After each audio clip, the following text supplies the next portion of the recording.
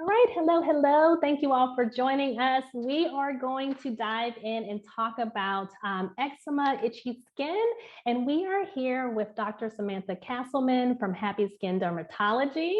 Thank you for joining us. There has been so many changes over the past years when it comes to itchy skin treatments, et cetera. So we'd love to hear from you. But first, share more about who you are and more of what you do. Thanks so much, Andrea. So yes, my name is Dr. Samantha Cassleman. I am a pediatric nurse practitioner. You can just call me Sam. I do have my own practice. I offer asynchronous telehealth, in-person and home visits in Phoenix, Arizona. And I love all things eczema. It's the number one diagnosis that I've seen over my 9 years of being in pediatric dermatology.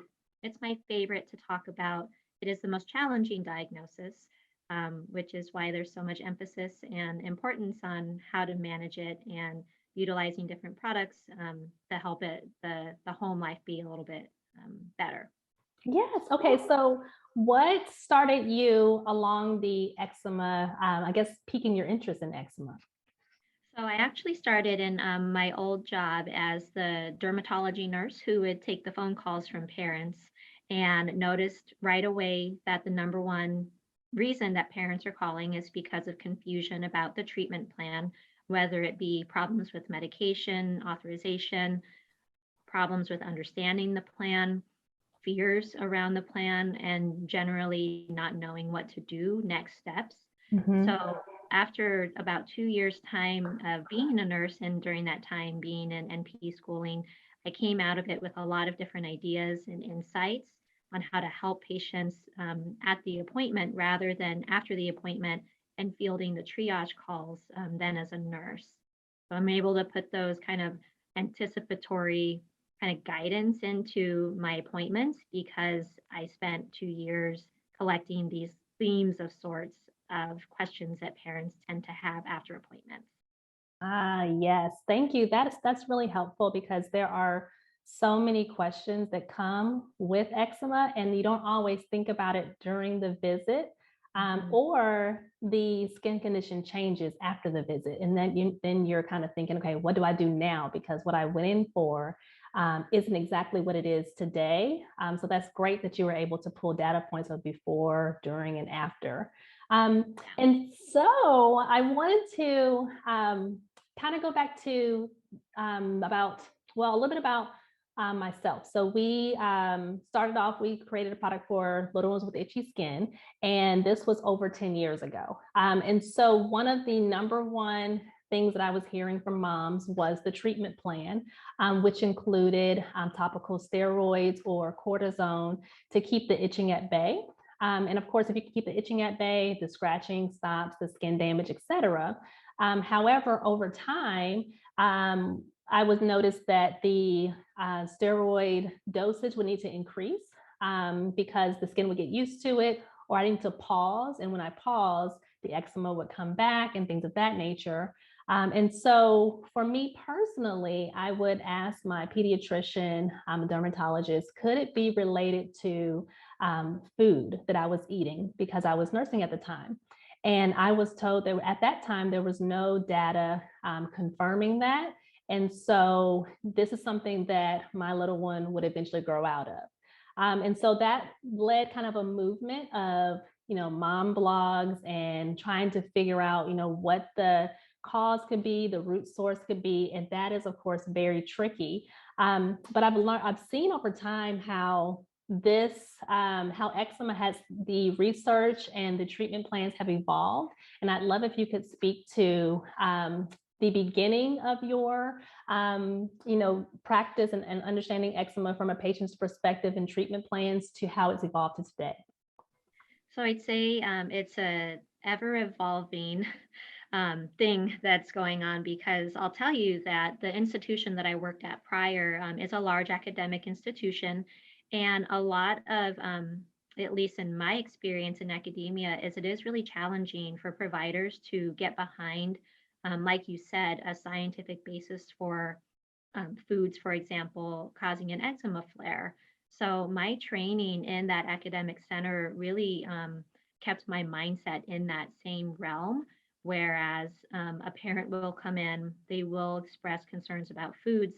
And because of the training that I had to almost not discredit that history, but to say we don't have any scientific evidence that can really point us, at least me, towards a good almost plan for your nutrition, it's something that really went to the wayside in my previous practice. Now that I've been independent since this January, that's really when my world started to expand because now I just had me, myself, and I, and all of these different experiences that I'd had with my patients over the past 7 years as being a nurse practitioner. And seeing that theme of no, parents are really worried about food. Is there some truth to this? And in this little time that I've had on my own now, and being an independent provider, I'm Mhm. really seeing, even just from my own patients that I've had in my practice, where I do have more time to talk to them about food. I do have more time to follow up with them and ask them questions about how did the elimination diet go when you eliminated that? Did the eczema flare or not? And that's really what you need to pay attention in my opinion. Not every patient will be the same. And it's not that I want my patients, and especially my moms who are breastfeeding, to have full elimination diets for the sake of the eczema. There's really a larger clinical picture that you need to think about. Are there also GI symptoms associated with that? So just as you did in your evolution of trying to find that root cause, or at least have broader ideas than just what we are trained to have, has really expanded my interest and knowledge in that area. So it's ever growing and changing. But I would say that it is most important to take a holistic approach that doesn't only include medications. And my number one emphasis is really controlling itch. Because the itch scratch cycle is what will be extremely damaging to the skin. And if you don't control the itching, then you're never going to be able to get that eczema under control. Thank you. And can you, for those who are still new to eczema, explain the scratch itch cycle or the itch scratch cycle? Yes. So So people who have eczema, myself being somebody that has more mild eczema allergies, such as asthma, um, individuals who have what we call atopic conditions, um, early on, beginning with eczema development, which then can then lead to seasonal allergy development, which then can then lead to asthma development, were made genetically to be have sensitive skin. Because of that, our skin barrier literally is not as strong. So even simple things like friction and rubbing and scratching the skin will break it down. And because of the issue with the skin breakdown, and then that internal mechanism of these inflammatory pathways, and what you want to think about is kind of like an allergy response inside of our bodies, that starts to get ramped up. And so when you have the barrier breakdown, that causes an upregulation of these inflammatory pathways and cells and reactions. And that is what is really the key to an eczema diagnosis, is dry skin inflammation that causes itchiness. Because not all rashes are itchy. If a patient comes in who has psoriasis, they may not be complaining about itch as much as an eczema patient.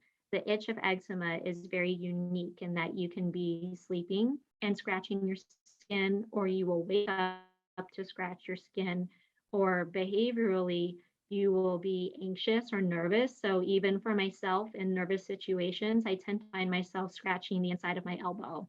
Or if I have an itchy spot like a mosquito bite, for example, I'll scratch that thing until it goes raw, and I'll wait in the middle of the night to scratch it. So that key with itching is really an important diagnostic criteria for eczema, but it's unfortunately what makes eczema so challenging. So, not to say that all patients fall into the category of you have no change for your genetics, right? But there are many things that you can change in your environment and in your life that will make that response dampened. and improved. So it's a little bit of a maybe a longer discussion than that, but in a nutshell, your dry skin causes the inflammation that makes you very itchy, and if you don't control that inflammation and itch, then your cells can start to go rampant internally, and that allergy response never has a chance to calm down. Aren't you so happy that I had Dr. Cassleman explain that and not myself?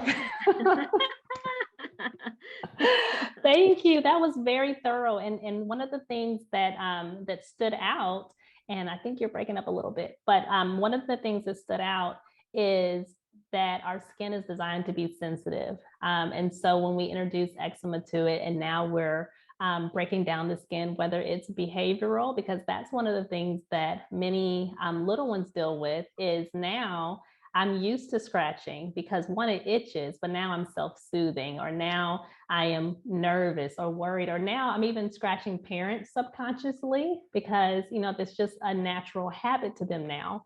And so to definitely know that it doesn't always have to be a flare up that causes the eczema to be retriggered is definitely something to consider as we're looking at this kind of complicated skin concern.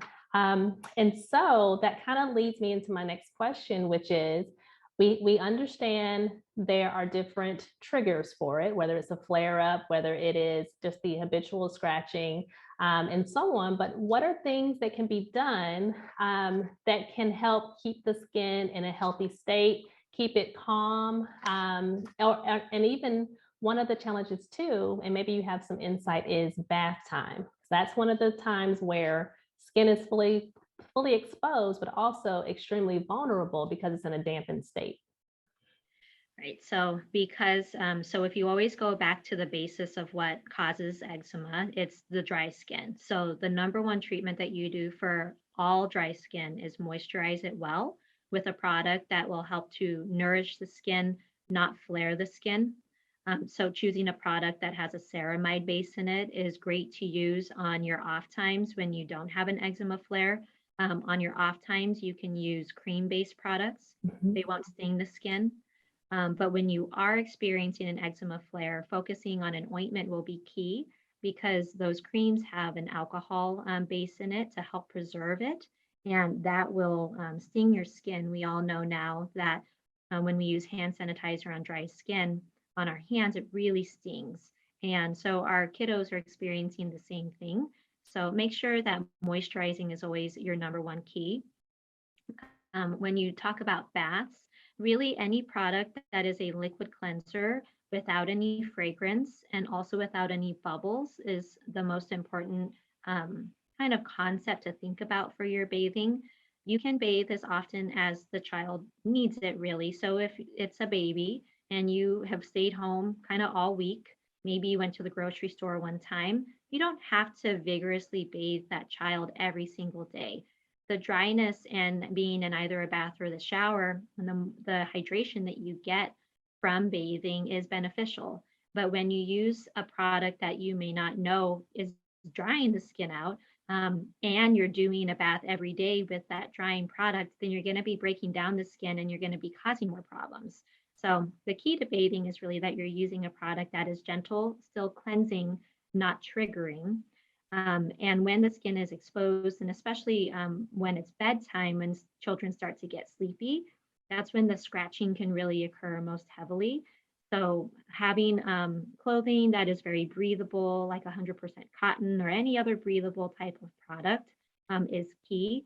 I shall go back a minute with the bathing, right when your child gets out of the bath or shower, doing a full body moisturizing. Again, if it's a flaring area, you may not want to put a cream on that area because it will sting your child. So anywhere where there's no flare, doing cream. When there's a flare, doing an ointment. Of course, any medications if you have them available, but also helping your child to fall asleep. So giving them the best environment that helps them to soothe themselves to sleep. So a room that's not very, very hot tends to be a better environment for children who have eczema that's on the cooler side because sweat can be very flaring for eczema.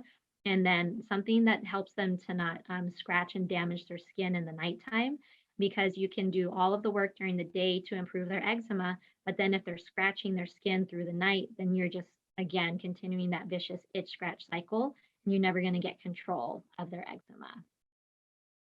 Thank you. Thank you. Okay, so now we have a couple of rapid fire questions, and these are just to help some of the parents who are like, okay, I'm new to this. Some of them are more like, I'm more advanced, I'm kind of used to it. So I'd love to get your take. So the first question is, what is the first thing that you tell to a parent who is experiencing eczema for the first time? They may be in a panic because this is a new skin concern for them. That's a loaded question. So first off, I like to explain the most important factors to their treatment plan and then give them a written plan that they could take home. I utilize an eczema action plan that very distinctly describes what they do when the child is not flaring, what to do when the child is flaring, key kind of symptoms or problems that should alert them to call me if it's been, say, 2 weeks and the eczema isn't getting better. I also give them a tip sheet that has different tips for eczema, because if we were to spend a really full, thorough time in talking about eczema, it would probably take 1.5 to 2 hours, which none of us have. Even as moms, we don't have that much time to talk about it, or we can talk about it, but then when you leave, you're left still with questions, and it made sense when we were going through it together, but then you leave and it all just like in one ear and out the other. So pictures of products, I think, are really important. Websites that you can trust, I think, are really important, and mainly just the fact that I really like to focus on that you can't always change the trajectory of your child's eczema, because genetically they are prone to being more sensitive. Not to squash that there is an opportunity to find a root cause, but in many cases that dryness is really just going to be lifelong. Not necessarily that eczema is lifelong. But mainly the feedback that I get from families is that nobody is taking the time to explain to them even just the atopic triad, the itch scratch cycle, the difference between the creams and the ointments, how to bathe. And so there are very few providers that do spend the time to talk about eczema. And I think that that's the biggest challenge, is the misinformation, the lack of shared decision making, the lack of a trusting patient-provider relationship.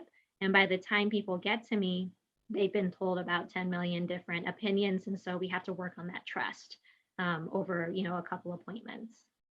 Yay. That Okay. wasn't very rapid fire. I'm sorry. That was a very loaded question. No. And you hit the nail on the head, because that is the challenge when you have a child with skin concerns, because you need the time to, one, get your questions out, to hear the answers, but then also absorb it. So like you were saying, that 1.5 to 2 hours, we could make the time, but then we would leave with info overload and we would forget half the information, or we wouldn't know when to apply it per se, or we may even get the points jumbled in the process. So having that time to really meet on more than one occasion and just really have some dedicated time to get the thoughts out is so key. And so my next question was more about, for those who have tried, they seem like they've tried everything and they've read the blogs, they've heard the gurus who say do this, that, and the other. They've tried the 3,000 remedies, and they are still left with the itchy skin and the concerns. For those, I think you kind of answered it with the treatment plan, but I'd love to hear, what is the first thing that you do after you've heard all the things that they've already done? I like to start our conversation with kind of a reset button. So I almost start our discussion with the fact that I acknowledge that they have tried many different products, but have they tried a plan with me consistently for at least a month? That trusting part is challenging, and I know that I won't win everybody over on the first time, but I feel that because there are so many different things that families can use for eczema. We really need to focus on just one simplistic plan for at least a month, no other outside sources influencing the plan that we're doing, and then build on what worked and what didn't work. And doing that together now with kind of a professional friend on your side, I think has really helped my parents, where I'll tell probably every single eczema family that's come to me has already tried 10 million things. But if we can create a treatment plan together and then we can follow up on it in another month or two and talk about what was beneficial and wasn't beneficial, then we're really now taking, the saying of like, how do you eat an elephant? One bite at a time. So we get a handle on kind of the bigger picture, walk away with a plan, but then we work on the little tweaks of how to further customize the plan for what the parents are explaining to me continue to be a problem. Thank you. Okay, that's really good because especially with the internet explosion of medical advice or things that people have tried, it's easy to get our hands on a lot of information because we're kind of in a desperate mode of fixing it. So it is good to kind of, like you said, press the reset and then let's start with our blinders on and only focus on what's provided to give that a full go. And then make adjustments. So thank you for that. Okay, so we're almost out of time. So I want to ask one final question, and that is, what would be your food for thought when it comes to talking to a parent or when it comes to a little one with eczema? What's one tip that you like to provide? I really like to provide just tools to help with management at home. So I like to empower the parents to understand kind of the psychological, um, not benefits, but some of the things that as a parent they can do on their own.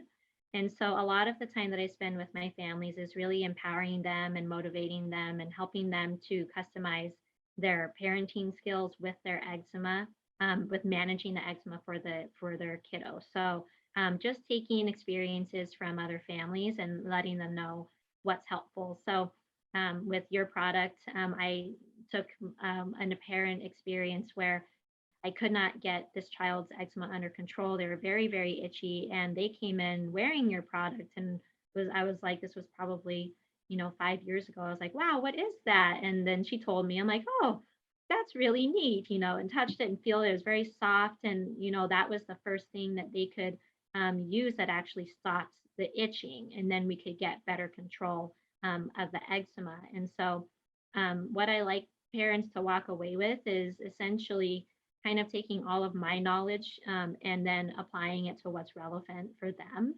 Again, that takes sometimes a lot of time and partnership. And in my clinic, I like to have different technological kind of benefits to them being my patient. So they could text me or they can send photos through a HIPAA compliant texting platform, and they could ask me about a product if they think that it's safe. So there was a mother that I talked to in Canada, actually. She reached out to me after she watched my presentation on Nia. And she said, I know that you can't prescribe to me, but I would just really like to talk about my plan, see if you have any other recommendations or if there's anything that I'm doing that could be that's harmful. So she sent me tons of products to say, like, is this okay? Is this an okay? And so again, eczema is such a loaded question. But I feel that you really need to partner with what the family needs. And because I've had so many years of experience in treating eczema, and I like to give them kind of my all of my other families tips and tricks to do it well at home. Yay, thank you so much. Yes, the Scratch Me Not is it just helped bridge the gap for us because I was thinking, okay, I'm making so much progress with her skin and my daughter's skin and so on. And then I'd turn my back and she'd scratch and it would just undo and like the excitement would just melt away. And because I knew, oh no, now we have to kind of restart the clock with healing the skin again and continuing with what was working for her. So I'm so excited that someone came in wearing the ScratchMeNot, so that would help the little one out. Yes. Yeah. So, okay, so if you all are in Washington, you are actually speaking, if you haven't already, at the National Eczema Expo. So what is your topic that you'll be speaking on? So tomorrow, well, I'll be talking about the basics, but we're gonna have a lot of fun with trying different products. I'm gonna show the bleach bath recipe. I'm gonna put like a colorful shirt in the water to kind of like do the test. A lot of people worry about it bleaching out our hair, our skin, our clothes. So we'll test it and see if it changes it. It hasn't in the past for me, but we'll see. And so we're gonna do a lot of hands-on kind of basics of eczema. And then on Saturday, I always host all of the support groups in partnership with one of the families. It's the most powerful part of the expo for me because I learned so much from them. It's a tearjerker almost every time. And then there's a couple different presentations I'm doing with some of the other presenters here on just panel discussions that families will be able to ask questions of us. So and then hosting fun games and just hanging out and meeting people. So I highly encourage you to come to Expo if you ever have the chance to. It is a lot of fun. I was blessed to attend when it was in Scottsdale, probably 4 or 5 years ago now, and then I've been a part of it ever since. Wonderful, wonderful. Okay, so where can they connect with you if they want to reach out to you, get a treatment plan for eczema, and then actually get access to you? Yeah, so just visit the website. It's www.happyskindermatology.com. There's self-scheduling there. You can shoot me an email. Like I said, if I don't practice in your state, then we could even just simply talk about a treatment plan. And if you feel that you want to go over products, because there's so much to do with choosing safe products, that doesn't require any medication. It's almost just like an educational plan. And then I will be setting up maybe different group sessions virtually so that we can all get together, go over the basics, and then do a Q&A. So the practice is growing and the ideas are ever changing. So just stay tuned on the website. And then I try to do social media, but it is not my forte. So generally speaking, the website will have any updates for what's going on with the practice. All right. Well, thank you so much for taking time to connect with ScratchMeNot family and just to share what you've grown and learned and studied over the years, and it's, of course, with what you've seen is trending within the eczema community, because that's so important. As our little ones, we want to give them relief, but we want to make sure we find what works best for our family individually, as well as what works for the masses as well. So appreciative of your time. Look forward to connecting with you more. And if you have any last thoughts, feel free to give us your words. No, just thanks for listening to me yap on for 30 minutes, and feel free to connect with me if you have any questions. Thanks so much, Andrea. This was great.